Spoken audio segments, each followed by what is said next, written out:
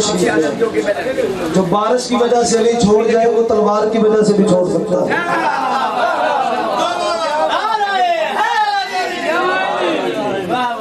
آگے آگے تشریف لے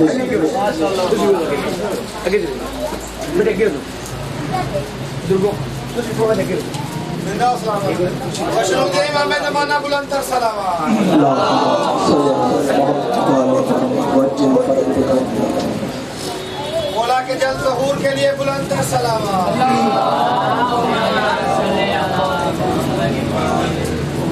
دعائے حجت خدا بسم اللہ الرحمن الرحیم اللہم کل ولیجک الحجت ابن الحسن صلواتک علیہ وعلا آبائہ فی حاضر ساعتہ وفی کل ساعت ولیم و حافظم و قائدم و ناصرم و ذلیلا و عینا حتی تسکنہو ارضکا طوعم و تمتعہو فیہا طویلا اللہم بحق حجاب حجاب اللہ من عندک مددی اللہم بحق حجاب حجاب اللہ من عندک مددی اللہم بحق حجاب حجاب اللہ من عندک مددی آل محمد کے احسانات کو یاد رکھتے ہوئے صلوات بآواز بلند پڑھیں۔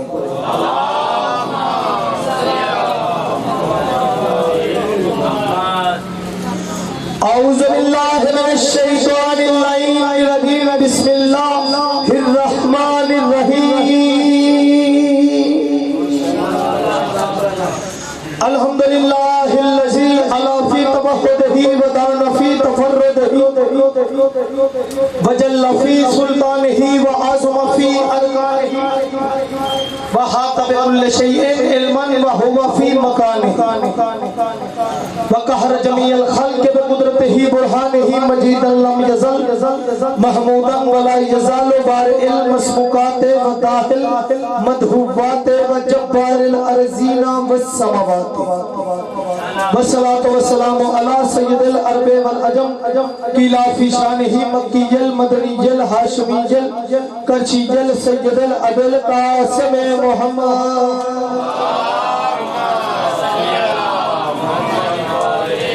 والصلاة والسلام علی صاحب سیف ذوالفقار یاسوب الدین صلاة المومنین سیام المومنین امیر المومنین امام المتقین علی ابن ابی طالب صلوات پڑھیں۔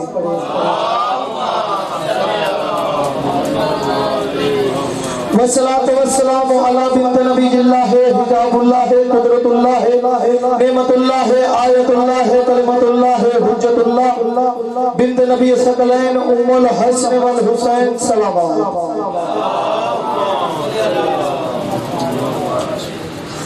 والصلاة والسلام علی منتقم آل اللہ بقیت اللہ حقیقت اللہ ظاہر اللہ باطن اللہ صاحب العصر والزمان صلوات۔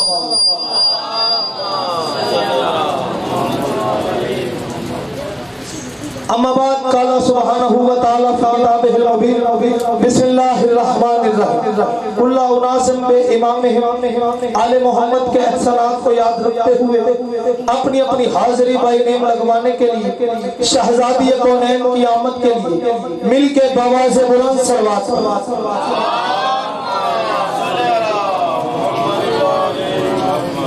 اگر اس سے بلند ممکن ہے تو اس سے بلند آواز سے پڑھ لیں۔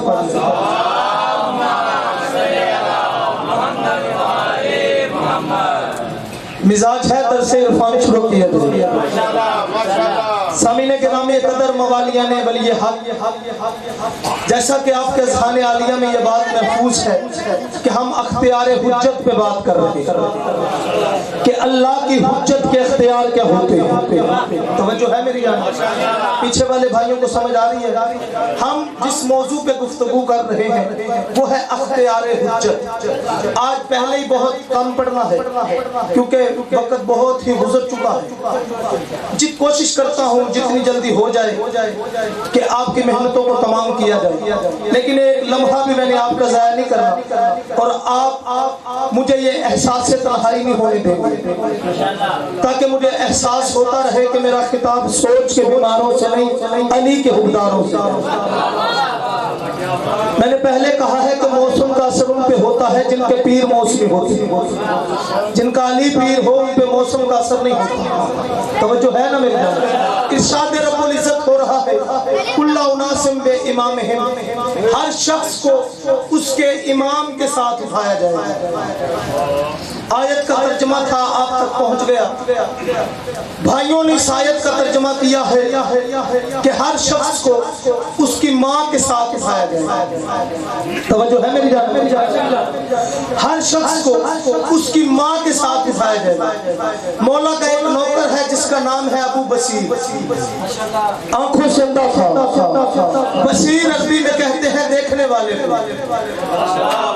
اور یہ آنکھوں سے اندھا تھا. مولا نے اسے بصیر نہیں کہا, ابو بصیر کہا. سلامت رہے. مولا نے اسے بصیر نہیں کہا, ابو بصیر کہا. ایک دن مولا کی بارگاہ میں آ کے کہنے لگا, مولا یہ لوگ مجھ پہ اعتراض کرتے ہیں, بڑا مانتا ہے علی کو. توجہ ہے, بڑا مانتا ہے علی کے بیٹوں کو. اپنے مولا سے کہہ تجھے آنکھیں دے دے.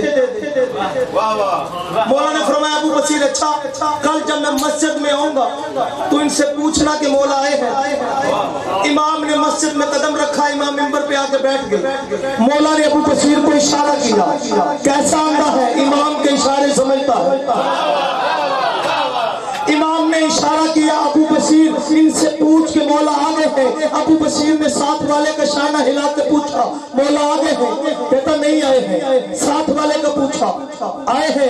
نہیں آئے ہیں. اس سے پوچھا, نہیں آئے ہیں. اس سے پوچھا, نہیں آئے ہیں. جب پوری مسجد میں شور مچنے لگا, اندھا ہو کے کیا ہمیں مصیبت میں ڈالا ہوا ہے. جب ایک بار ہم نے کہہ دیا ہے کہ مولا نہیں آئے, مولا نہیں آئے, مولا نہیں آئے, پھر بار بار ہمیں تنگ کیے جا رہا ہے. پہلا فکر آپ کی معیار معرفت کو ہدیہ کرنے لگا ہوں. مجھے اسے دیال محمد کی قسم ہے, علی کی ولایت کی قسم ہے. ابو بصیر نے جب دیکھا نا, سارے کہہ رہے ہیں نہیں آئے, نہیں آئے, نہیں آئے. چھٹے مولا نے ابو بصیر کی طرف دیکھ کے کہا, ابو بصیر کیا ان جیسی آنکھیں چاہتا ہے؟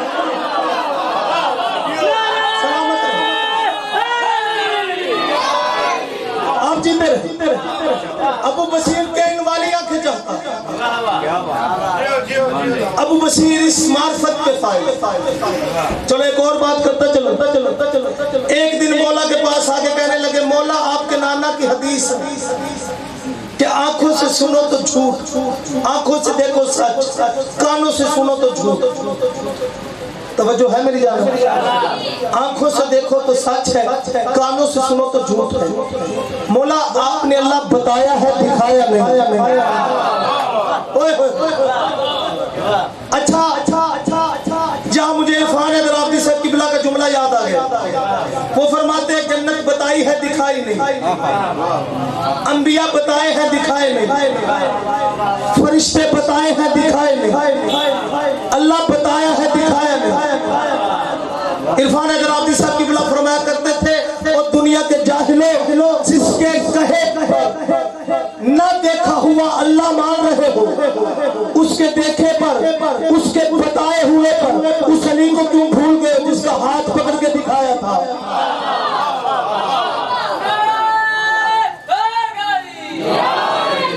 توجہ ہے.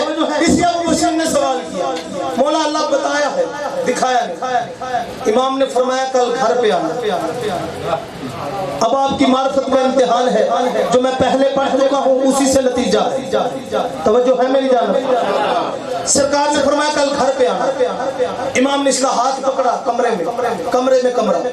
کتاب توحید لکھنے والے شیخ صدوق, انہوں نے اپنی کتاب میں یہ روایت نہ لکھی ہوتی, میں کبھی منبر پہ نہ پڑھتا, کیونکہ یہ ذمہ داروں کا منبر ہے. اگر یہاں سے سن کے کوئی بات بچہ وہاں جا کے کرے تو اس میں پڑھنے والے کی توہین نہیں ہے, بلکہ ہمارے منبر کی توہین. توجہ ہے. کتاب توحید میں شیخ صدوق علیہ رحمہ نے لکھا. امام اسے کمرے میں لے گئے. امام نے فرمایا ابو بصیر اب سوال کرو. مولا بتایا ہے, دکھایا نہیں. امام نے فرمایا اب تیری آنکھیں نہیں دیکھ رہی, میں کیا کروں؟ زیارت ہونا زیارت اللہ ہے, ہماری زیارت ہی اللہ کی زیارت ہے. توجہ ہے. اس معرفت کے فائز جناب ابو بصیر مولا کے پاس آگے سوال کرتے, مولا, توجہ ہے میری جان, مولا لوگ اس آیت کا ترجمہ کرتے ہیں کل اناسم بے امامہم کا, کہ ہر شخص کو اس کی ماں کے ساتھ اٹھایا جائے.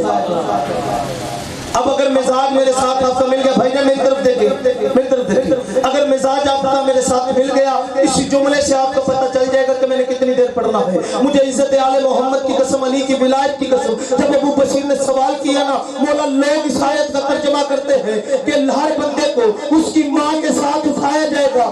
امام نے فرمایا اگر ہر شخص اپنی ماں کے ساتھ اٹھے گا پھر آدم تو نہیں اٹھ سکتا۔ سلامت رہے، جیتے رہے آپ، اللہ ان ہاتھوں کو سلامت رکھے، مل کے لگاؤ حیدری۔ اگر ہر شخص اپنی ماں کے ساتھ اٹھے گا تو پھر آدم نہیں اٹھ سکتا، تو جب آدم نہ اٹھے گا تو آدمی کی کیا بات ہے؟ امام نے فرمایا ہر شخص اپنے امام کے ساتھ اٹھے، اور اسی لیے اپنے بچوں کو بارنے کا درس دیا، انہیں دعائے ظہور یاد کروایا۔ مولا فرماتے جو میرے ظہور سے پہلے دعا کرتا ہوا مر گیا، اور اگر میرا ظہور ہو گیا تو پھر مقام میں جانتا ہوں، لیکن اگر میرے ظہور سے پہلے مر گیا، میرا بارواں اس کی قبر پہ آ کے کھڑے گا، کھڑے ہو میری زیارت کرنے میں آ گیا ہوں۔ اور آگے معصوم فرماتے ہیں جمعے کے روز جو شخص اپنے امام کا پہلے غسل کرے، غسل کر کے ایک ہتھیار گھر میں رکھے کہ جب میرا 12واں ہاتھی آئے گا تو یہ تلوار ہے، اس سے میں لڑوں گا، اس کی زیارت کرے۔ یہ وہ کر سکتے ہیں جنہیں یقین ہو، وہ جو ہے کہ نہیں ہے۔ بھئی ایک ملنگ بندہ تھا، اسے پتا تھا کہ جمعے کے روز مالک کا ظہور کا دن ہے، 12ویں امام کے ظہور کا دن، وہ ہر جمعے گھوڑے پہ بیٹھتا، تلوار پکڑتا اور چکر لگاتا رہتا کہ آج میرے مولا نے آنا ہے، آج میرے مولا نے آنا ہے۔ ملنگ بندہ تھا، ایک دن ایک شخص مولوی مل گئے، اس نے کس کے انتظار میں گزر رہا؟ آج میرے مولا کے ظہور کا دن ہے، آج میرے مولا کے ظہور کا دن ہے۔ اس نے کہا تیرے مولا آئے تھے ادھر کو گئے ہیں، اس نے گھوڑا دوڑایا ادھر کو گیا، آج تک واپس نہیں آیا۔ سلامت رہے۔ یہ معرفت امام زمانہ پہ میں آج بات کر رہا ہوں کہ امام زمانہ کے اختیار کیا۔ توجہ میری جانب ہے، بادشاہ کا انتظار اس طرح سے۔ آگے میرے مولا فرماتے جمعے کے روز جو غسل کر کے، توجہ، غسل کر کے ہتھیار کی زیارت کرے، مغرب تک وہ انتظار کرتا رہا۔ اگر میں آ گیا تو اس کا مقام میں جانتا ہوں، اگر میں نہیں آیا تو تیرے مولا چھٹے کا فرمان ہے، اگر ہمارا قائم آ گیا تو پھر مقام وہ جانتا ہے، اگر نہ آیا میری نظر میں اس کا اتنا مقام ہے کہ جیسے حسین پہ کربلا میں پرسنے والے تیر اس نے اپنے سینے پہ لیے ہو۔ آپ جیتے اتنا مقام، اور اللہ نے ہمیں جو امام عطا کی، ابراہیم کو بھی قرآن نے امام کہا، ابراہیم اس دور کے امام۔ ایک عقیدہ ہے مذہب شیعہ میں جس کا نام ہے رجت، توجہ ہے نا، رجت چھٹے مولا کا فرمان ہے، جس کا رجت پہ عقیدہ نہیں وہ ہمارا شیعہ نہیں۔ رجت کا مطلب کیا ہے؟ پلٹنا۔ توجہ ہے میری جانب؟ میں مشکل موضوع شروع کر بیٹھا ہوں، لیکن یہ بچوں کو کون بتائے گا؟ کیونکہ محرم کا مقصد ہوتا ہے۔ رجت کا مطلب ہے پلٹنا، یعنی جب 12ویں امام کے ظہور کے وقت کچھ خاص محبوں کو بلایا جائے گا، کچھ خاص دشمنوں کو بلایا جائے گا، توجہ ہے نا، اس کا نام رکھا گیا رجت، پلٹنا، جب 12ویں ہاتھی کا ظہور ہوگا۔ اسی رجت پہ حضرت ابراہیم نے سوال کیا، ابراہیم بھی امام، علی بھی امام، جو کعبہ بنا کے امامت لے اسے ابراہیم کہتے ہیں، اور جو دیوار کعبہ توڑ کے امامت منوائے اسے حیدر کرار کہتے ہیں۔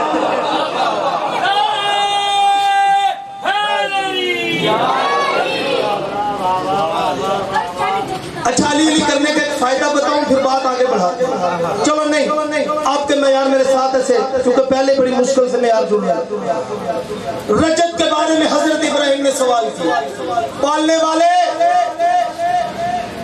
تو مردوں کو دوبارہ کیسے زندہ کرے گا؟ جب 12 11واں ہادی آئے گا تو دوبارہ کیسے زندہ کرے گا؟ فرمایا ابراہیم کیا تو ایمان نہیں رکھتا؟ کہا ایمان رکھتا ہوں، اطمینان قلب چاہتا ہوں۔ یا حسین میری مدد کرنا، اطمینان قلب چاہتا ہوں۔ اللہ نے کہا ابراہیم پرندوں کا گوشت بناؤ، پہاڑوں کی چوٹیوں پہ رکھو۔ میں بتانے لگا ہوں تمہارے امام میں اور ابراہیم کی امامت میں فرق کیا ہے، لیکن ایسے نہیں بتاؤں گا جیسے آپ سن رہے ہیں۔ حضرت ابراہیم سے کہا، مالک نے کہا کہ ابراہیم پرندوں کا گوشت بنا اور پہاڑوں کی چوٹیوں پہ رکھ۔ ابراہیم نے پہاڑوں کی چوٹیوں پہ رکھا، کہا بلائے نہیں۔ جیسے ہی ابراہیم نے بلایا پرندے اڑتے ہوئے آئے۔ ابراہیم کی امامت میں اور بارہویں کی امامت میں یہی فرق ہے، ابراہیم بلائے تو پرندے آتے ہیں، 12واں بلائے گا تو نبی آئیں گے۔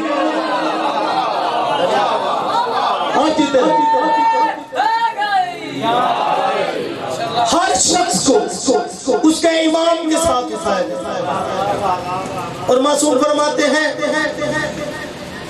کہ جو کلام کرتا ہوا وہ مر جائے، جب اٹھے گا اس کی زبان پہ وہی فکریں ہوں گے۔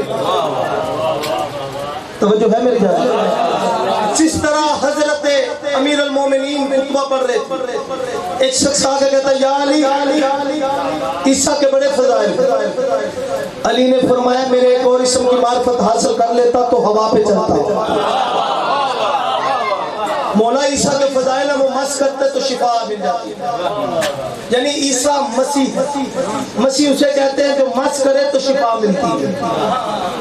اب میرا دل بن گیا میں ایک جملہ پڑھوں، توجہ رہے، عیسیٰ مس کرے تو شفا ملتی ہے۔ ایک بندہ ہے چوک میں بیٹھا ہوا، نہ اس کے ہاتھ ہے نہ اس کے پاؤں، پاس ایک بندہ بیٹھا ہوا جو اسے روٹی کھلا رہا۔ ایک وہ بندہ ہے جس کے ہاتھ پاؤں نہیں، ایک بندہ پاس بیٹھ کے اسے روٹی کھلا رہا۔ جس کے ہاتھ پاؤں نہیں نا، اس کے ذہن میں اس نے یوں آسمان کی جانب دیکھا اور کہا کاش حسین بادشاہ کا گزر ہو۔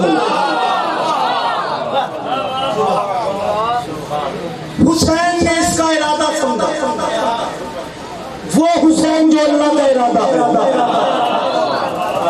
حسین شہر تطہیر میں مرتجز پہ سوار ہوئے، حسین نے گزرنا شروع کیا۔ توجہ میری جانب، اور بات ذہن میں یاد رہے کہ عیسیٰ وہ ہے جو مس کرے تو شفا ملتی۔ حسین اس کے پاس سے گزرے، حسین نے اس کے قریب آ کے، حسین کے ہاتھ میں ایک چھڑی تھی، حسین نے یوں چھڑی پھینکی، کہا بندہ خدا یہ چھڑی مجھے پکڑا۔ جس کے ہاتھ اور پاؤں نہیں تھے نا وہ کھڑا ہو گیا، جس کے ہاتھ اور پاؤں نہیں تھے وہ کھڑا ہو گیا۔ پاس جو روٹی کھلا رہا تھا اس نے کہا تو نے سوچا بھی نہیں، کھڑا کیسے ہو گیا؟ اس نے کہا جاہل، یہ عیسیٰ نہیں جو مس کرے تو شفا ملتی ہے، یہ عیسیٰ کو عیسیٰ بنانے والا ہے۔ اس نے کہا مولا عیسیٰ مردوں کو زندہ کرتا۔ علی نے فرمایا یہ کام تو میرا سلمان کر لیتا۔ یہ دوڑتا ہوا سلمان کے پاس ہے، سلمان تو مردے زندہ کر لیتا ہے؟ سلمان کہتے تجھے کس نے کہا؟ کہا علی نے کہا۔ کہا اگر انہوں نے کہا ہے تو کر لیتا ہے۔ آخری جملہ اسی پہ میں نے آپ کو سلام کر جانا، اگر انہوں نے کہا ہے تو کر لیتا ہے۔ اچھا سلمان قبرستان میں آئے، ایک پرانی قبر کو دیکھا، اس کی طرف اشارہ کر کے کہا یہ کہہ رہا ہے کہ مجھ سے علی نے کہا ہے کہ سلمان مردے زندہ کر لیتا ہے، اگر میرے مولا نے کہا ہے اٹھتا کیوں نہیں؟ یہ کہنا تھا کہ سلمان کے کہنے پہ قبر پھٹی، مردہ باہر نکلا، اس نے اپنا کفن پھاڑا، ایک فکرہ زبان پہ جاری تھا، اے نینا جبلی میرا اٹھ کہاں ہے، میرا اٹھ کہاں ہے، میرا اٹھ کہاں ہے، میرا اٹھ کہاں ہے؟ یہ کہتا سلمان یہ بات میں بتانا تو نے مردہ کیسے زندہ کیا ہے، پہلے یہ بتا یہ کہہ کیا رہا ہے؟ کہ تجھے نبی کی وہ حدیث یاد نہیں، جو شخص بھی جو کلام کرتے ہوئے مر جائے گا جب اٹھے گا اس کی زبان پہ وہی فکریں ہوں گے۔ صحرا میں اس کا اونٹ گم ہو گیا تھا، اسے تلاش کرتا ہوا مر گیا ہے، اسی لیے کہہ رہا ہے میرا اونٹ کہاں ہے، میرا اونٹ کہاں ہے، میرا اونٹ کہاں ہے۔ اسی لیے دنیا ہمیں ابھی تک سمجھ نہیں سکی۔ ہم چوکوں میں علی کرتے ہیں، بازاروں میں علی کرتے ہیں، گھروں میں علی کرتے ہیں، تاکہ علی کرتے ہوئے مر جائے، جب آنکھ کھلے تو زبان پہ یہی فکر ہو، علی کہاں ہے، علی کہاں ہے، علی کہاں ہے۔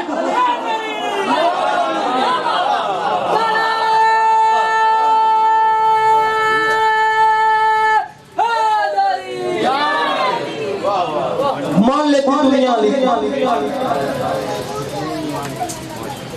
عزاداروں جب تیاری ہو گئی، حسین نے کہا عباس فہرست بنا۔ عباس نے فہرست بنانا شروع کی، لکھا نصر من اللہ و فتح قریب۔ حسین فرماتے عباس یہ وہ لکھتے ہیں جنہوں نے لڑنا ہو، غازی ہم نے لڑنے نہیں مرنے جانا، لکھ ان للہ و انا الیہ راجعون۔ عباس نے لکھا، حسین فرماتے عباس اب لکھ زینب بنت علی اسیرہ شام۔ عباس سے لکھا نہیں جا رہا تھا، زے کہیں پہ لکھا گیا، یہ کہیں پہ لکھا گیا، نون کہیں پہ لکھا گیا، بے کہیں پہ لکھا گیا۔ حسین کے قدموں پہ ہاتھ رکھ کے کہتے ہیں مولا مجھ سے لکھا نہیں جا رہا، زے کہیں پہ لکھا گیا ہے، یہ کہیں پہ لکھا گیا ہے، نون کہیں پہ لکھا گیا ہے، بے کہیں پہ لکھا گیا ہے۔ فرمایا عباس تم نے ٹھیک لکھا ہے، میری بہن کی تقدیر بھی یہی ہے، کبھی کسی بازار میں، کبھی کسی موڑ پہ، کبھی کسی دربار میں، ہر موڑ پہ چادر مانگے گی۔ عزاداروں لکھی گئی فہرست، حسین نانے کے روزے سے ہو کے واپس آئے۔ فرمایا عباس سارے آگے ہیں، مولا سب آگے ہیں لیکن وہ نہیں ہے جس نے تجھے بچانا۔ حسین عباس علی اکبر کو ساتھ لے کے چلے، علی کی بیٹی کی دہلیز پہ پہنچ کے سوال کیا۔ علی کی بیٹی چلے، رونے کے لیے تو لفظ ہوتے ہیں، ہر ایک کے دل میں قبر حسین، ایک لفظ ہے جو مصائب کا پہاڑ۔ علی کی بیٹی چلے، مخدومہ رو کے کہتی حسین اگر تو کہے تو قدم باہر رکھو۔ روتے ہوئے حسین کی داڑھی آنسوؤں سے بھیگ گئی، رو کے فرمایا میرا اکبر مارا جاتا تیری جوتی بھی باہر نہ آتی، تیری نالین ہم سب سے قیمتی ہے، تیری جوتی گھر سے باہر نہ آتی، ہم سب مارے جاتے۔ عزادارو علی کی بیٹی نے اپنا ہاتھ حجرے سے باہر نکالا، اکبر نے سورہ یاسین کی تلاوت کر کے کندھے کو آگے بڑھایا، عزادارو اتنے میں سورہ رحمان کی تلاوت کر کے قاسم نے کندھے کو آگے بڑھایا، علی کی بیٹی نے دوسرا قدم رکھا۔ عزادارو عباس سر سے امامہ اتار کے علی کی بیٹی کے قدموں کے نشان بھی مٹا رہا تھا اور رو رو کے کہہ رہا تھا الحجاب، لوگوں پردہ کر لو، اللہ کی غیرت گھر سے باہر آ رہی ہے، لوگوں پردہ کر لو، محمد کی غیرت گھر سے باہر آ رہی ہے۔ عزادارو ابھی یہ قافلہ مدینے سے تھوڑا سا باہر پہنچا تھا، عباس آنے والوں کو ہٹا رہے تھے، یا گھوڑے کے ٹاپوں کی آواز آئی۔ حسین فرماتے یہ آنے والا کون ہے؟ فرمایا قافلہ روکو، قافلہ روکا، عباس نے گھوڑے سوار کو روکا، دیکھا تو عبداللہ ابن جعفر تیار تھے۔ فرمایا مولا مجھے ایک اپنے حرم سے بات کرنے کی اجازت دے۔ وہیں پہ خیمہ لگا، علی کی بیٹی خیمے میں گئی، عبداللہ ابن جعفر تیار آگے بڑھے۔ فرمایا علی کی بیٹی بانی شریعت کی بیٹی ہے، آپ کے نانا کا فرمان ہے جب امام پہ مشکل بن جائے تو امام کا صدقہ دیا جاتا ہے۔ میرا دل بنتا ہے کہ میں امام کا صدقہ دوں۔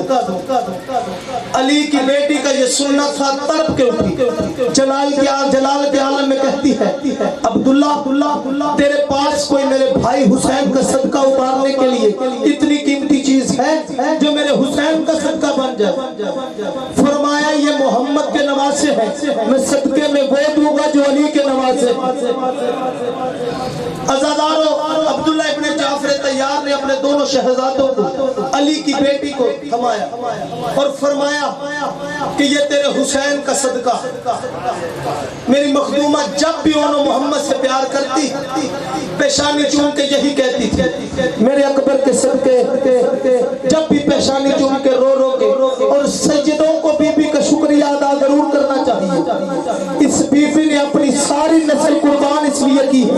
کہ سجاد بچ جائے۔ اجرکم من اللہ، اجرکم من اللہ۔ عزادارو، آ گئی 9 محرم کی رات، ہر ماں اپنے بیٹے کو بتا رہی کہ بیٹا کل ایسے لڑنا، بیٹا کل ایسے لڑنا، بیٹا کل ایسے لڑنا۔